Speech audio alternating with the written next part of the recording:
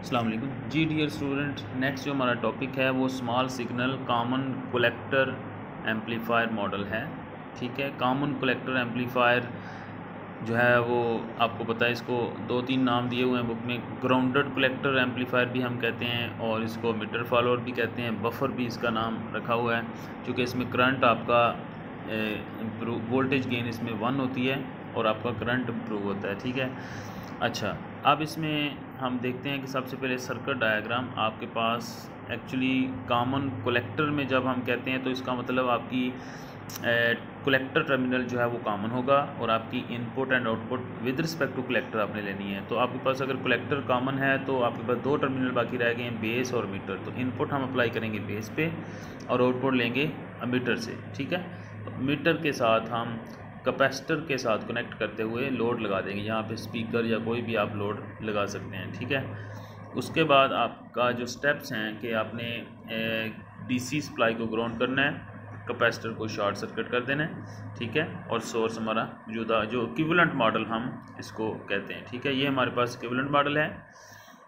ठीक है, अच्छा एक इक्विवेलेंट मॉडल ये बुक में जो दिया हुआ है और एक मैं खुद से भी बनाया वो भी आपके साथ शेयर कर देता हूँ। ठीक है, बीटा आर ई डैश इसी तरह इनपुट रेजिस्टेंस है और आपका current output current beta I B. ठीक है, और आर नॉट आपकी रेजिस्टेंस है और आर ई जो है वो यहाँ पे इसने यहाँ पे पैरेलल लगाया हुआ है और लोड जो है वो यहाँ पे हमने शो किया हुआ आर ई के साथ पैरेलल में यहाँ पे भी शो हो रहा है। ठीक है, अच्छा अब हम सर्किट जो है वो मैंने जो खुद बनाया वो भी मैं शेयर, इसमें थोड़ा सा आपको आसानी होगी समझने में कि हमारे पास सबसे पहले beta R E dash beta I B हमारा करंट आई आउटपुट करंट है और बाकी हमने एमिटर के साथ ही सीरीज़ में नीचे आर ई जो है वो लगाया और आर एल लगाया। ठीक है, ताकि हमें समझने में आसानी हो कि बाकी चीज़ें यहाँ से कनेक्ट इस पॉइंट पे हैं। ठीक है, तो सबसे पहले हमने अगर इनपुट रेजिस्टेंस देखनी है तो इनपुट रेजिस्टेंस पहले बीटा आर ई डैश अकेली आती थी, लेकिन यहाँ पे beta into are E dash plus R L है। ये स्मॉल आर एल एक्चुअली यहाँ पे मौजूद है जिसमें are E parallel with R L capital होगा। ठीक है, उसको हमने स्मॉल एल। तो ये इनपुट रेजिस्टेंस इस सर्किट में आपको इजीली समझ आ रही है कि beta times are E dash और बीटा के साथ ही ये वाली फैक्टर भी, दोनों की पैरेलल कम्बिनेशन भी मल्टीप्लाई होगा। ठीक है, उसके बाद हम आउटपुट रेजिस्टेंस की अगर बात करें, आउटपुट रेजिस्टेंस हमारे पास जो नज़र आ रही है हमें R naught parallel with R E है। ठीक है, अगर आप यहाँ से देखें, अगर आर एल लोड नहीं लगा हुआ हम R naught parallel with R E कह सकते हैं, चूँकि एक टर्मिनल ये वाला कॉमन है आर नॉट का और आर ई का, और दूसरा टर्मिनल ये भी ग्राउंड है, उधर से कलेक्टर भी ग्राउंड है, तो ये दोनों पैरेलल में आएंगी। ठीक है, अच्छा यहाँ पे output resistance of collector, common collector की आउटपुट रेजिस्टेंस वेरी डिफ़िकल्ट है कुछ लोग समझने में, लेकिन ये वेरी इजी है अगर आप थोड़ा सा इसको फोकस करें। Output resistance of common collector वो रेजिस्टेंस है जो आप यहाँ पे देखेंगे backward to the input side, यानी इस पॉइंट से लोड से हम बैकवर्ड देखेंगे। तो आप खुद देखें, यहाँ से हम बैकवर्ड देखेंगे रेजिस्टेंस। जब हमने कहा था बेस से हम देखेंगे आउटपुट की तरफ तो हमें बीटा से मल्टीप्लाई होती हुई नज़र आती है। अगर आउटपुट से बैक देखेंगे तो बीटा से डिवाइड होती हुई रेजिस्टेंस हमें मिलेगी। ठीक है, तो यहाँ से हम लिखते हैं R E dash R E parallel with beta R E dash. ठीक है, ये सीरीज़ में है, plus R B and R S क्या हैं, पैरेलल। ठीक है, R B R S parallel है और सबको हमने किससे डिवाइड कर देना ना, बीटा से, चूँकि हम आउटपुट साइड से देख रहे हैं। तो हमारा ये वाला बीटा कैंसिल हो जाएगा, आर ई डैश रह जाएगी और R B parallel with R S को एक आर बी डैश हमने नया नाम दे दिया, डिवाइड बाई बीटा या बीटा प्लस 1। तो ये आउटपुट रेजिस्टेंस बड़ी आसानी से आप लिख सकते हैं। ठीक है, ये आर ई की जगह आप स्मॉल आर एल भी लिख सकते हैं अगर आपने लोड को भी साथ मेंशन करना है। ठीक है, तो इसके बाद हमारी वोल्टेज गेन है। वोल्टेज गेन आपको पता है, ओवरऑल वोल्टेज गेन की अगर हम बात करें तो हमारे पास इनपुट के जो डिवीजन है वो हमने शामिल कर ली, जिसमें R N over R S plus R in है, और हमारे पास गेन जो होती है, गेन क्या आएगी, आउटपुट रेजिस्टेंस आर एल और R L plus are E dash.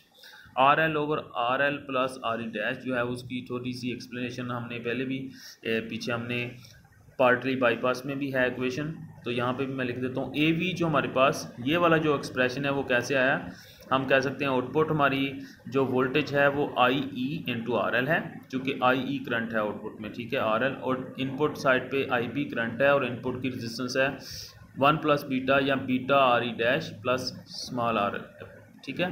तो यहाँ पे आर ई आई ई को आप लिख सकते हैं 1 प्लस बीटा आई बी, और ये फिर आई बी 1 प्लस बीटा क्या हो जाएगा कैंसिल, तो सिर्फ are L over R E dash plus R L रह जाएगी, ठीक है।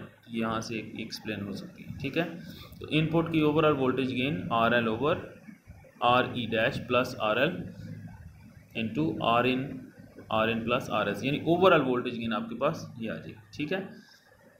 तो ये हमारे पास इनपुट रेजिस्टेंस, आउटपुट रेजिस्टेंस और वोल्टेज गेन आपके सामने आ चुकी है, ठीक है। ठीक है, तो इसमें एक छोटी सी एग्जांपल है 7.8, ठीक है, कॉमन कलेक्टर एम्पलीफायर है जो फिगर में शो किया गया है। वीसीसी सप्लाई 15 वोल्ट है, आरबी जो इनपुट रेजिस्टेंस है 75 किलो ओम है, और आर ई 910 है, और बीटा सिलिकॉन ट्रांजिस्टर का 100 कहता ले रहे हैं, और लोड रेजिस्टेंस जो है वो 600 ओम, ठीक है। कहता है फाइंड इनपुट रेजिस्टेंस और वोल्टेज गेन। तो सिंपली सबसे पहले आपको पता है कि इनपुट रेजिस्टेंस जब आपने फाइंड करनी है, इसमें आर ई डैश फैक्टर जो है फाइंड करना होता है। आर ई डैश के लिए आपको पता है 26 millivolt divide by I E होता है। आई ई करंट निकालने के लिए आपको पहले इनपुट लूप लगाना पड़ेगा, फिर आउटपुट लूप। इनपुट लूप में आपको पता है आई बी करंट अगर आपने देखना है तो V C C minus V B E over R B plus beta plus 1 I E, ये सबको आपको पता है कि इनपुट लूप जो है वो कैसे लगेगा, ठीक है। इनपुट साइड पे हम मूव करेंगे, ठीक है, यानी V C C is equal to I B R B plus V B E, ठीक है, plus 1 plus beta R E, यानी I E into R E. तो उसको फिर रीअरेंज करके आई बी हमने निकाला, जिसमें वी सी सी 15 वोल्ट है, 0.7 वी बी ई है, 75 के जो है आर बी है, और बीटा जो है 1 प्लस बीटा 101 910 आपकी आर ई, ठीक है। ये डी सी नेट से आपका चल रहा है। आई ई हमने यहाँ से 1 प्लस बीटा से आई बी को मल्टीप्लाई करेंगे तो आपका 8.57 मिली एम्पेयर आ जाएगा, ठीक है। आर ई डैश हमारा निकल आएगा यहाँ से 0.026 वोल्ट या 26 मिली वोल्ट लिख सकते हैं ओवर आई ई, तो यहाँ से हमारा 3.03 ओम निकल आएगा, ठीक है। आर एल हमने स्मॉल आर एल, अगर लोड की रेजिस्टेंस हमने क्यों फाइंड की, हमने गेन फाइंड करनी है, तो ये इक्वल है 910 यानी are E parallel with R L, यानी लोड 362 ओम आपके पास आ गया, ठीक है। आर आई अगर आपने फाइंड करना है, आपको पता है beta into are E dash plus R L, are E dash या आर ई लिख सकते हैं, ठीक है। बीटा प्लस 1 लिखा है इसने, ठीक है, तो आर ई हमारे पास 3.03 प्लस 362 जो कि स्मॉल आर एल है, यहाँ से हम निकाल सकते हैं इनपुट रेजिस्टेंस। तो ओवरऑल इनपुट रेजिस्टेंस जो स्टेज की है, इसमें आर बी भी साथ पैरेलल में आएगा आर आई के साथ। आर बी हमें गिवन है 75 किलो ओम, 36 किलो ओम, ठीक है, सॉरी 75 किलो ओम, ये इसने उलट लिख दिया, 75 इधर लिखना था, ठीक है। तो ये हमारे पास आर इन ओवरऑल रेजिस्टेंस आ गई है, ठीक है। ए वी जो है आपके पास वोल्टेज गेन जो है वो are L over R E dash plus R L है, ये यूनिटी होती है आपको पता है ऑलमोस्ट। तो ये आर एल हमारे पास मौजूद है, आर ई डैश भी मौजूद है, प्लस दिस आर एल, तो हमारे पास 0.992 आएगी, ठीक है। ए वी ऑलमोस्ट जो है वो यूनिटी होती है, ठीक है। ये एग्जांपल वेरी सिंपल है। आज की क्लास एक्टिविटी में आप नेक्स्ट एग्जांपल जो 7.9 है वो आप करेंगे, ठीक है। 7.9 करेंगे हम, इसको नेक्स्ट एक्टिविटी में भी देख लेंगे, ठीक है।